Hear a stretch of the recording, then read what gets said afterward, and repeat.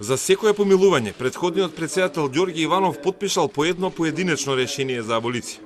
Во архивите на претседателскиот кабинет останале вкупно 111 решенија за 56 аболирани, а телма дојде до сите нив. Спорната аболиција, која предизвика протести и подоцна повлекување на помилувањето, се состои од 3 различни типови на случаи споменати во аболициите. Првиот тип се отворените предмети со ознака РО, кои почнале во основните обвинителства, а потоа се префрлиле во СЈО.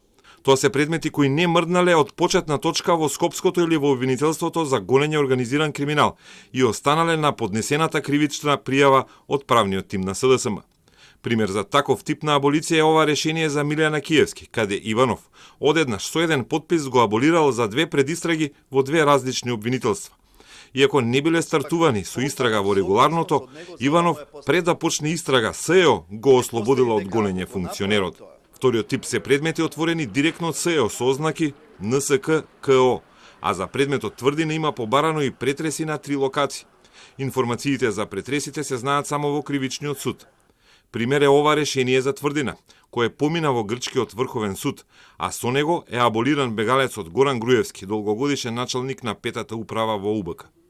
Третиот тип на аболиции се однесуваат на вработените во УБК и оние кои имале пристап до така наречените бомби, а кои беа судени во случајот пуч, како и на 3 обвинителки во СЈО. Во списокот е уфрлен и сопругот на Шекеринска, која е аболиран за дело за кое не е надлежно, ниту пак било во специјалното обвинителство. 10 од аболираните се веќе на суд во Страсбур, нивната представка е прифатена, а државата треба да прати одговор. Надлежниот министер не ја открива детали. Се уште ги разгледуваме во нашите институции, интензивно работиме и се подготвуваме и не би давал конкретни податоци што и како ќе се случува. Мислам дека ќе направиме соодветна стратегија која што ќе работи во одбрана на владењето на правото и правната држава.